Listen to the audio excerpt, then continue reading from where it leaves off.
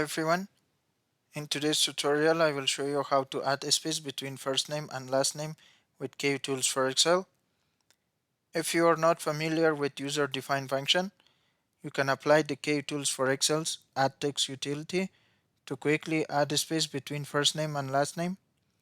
Select the cells you want to add the spaces.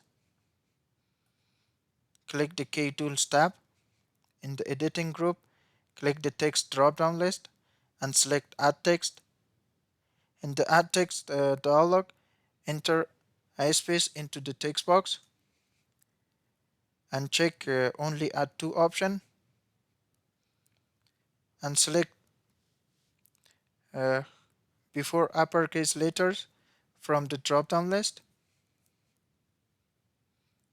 and click OK or apply, and now a space has been added before each uppercase letter, as you can see.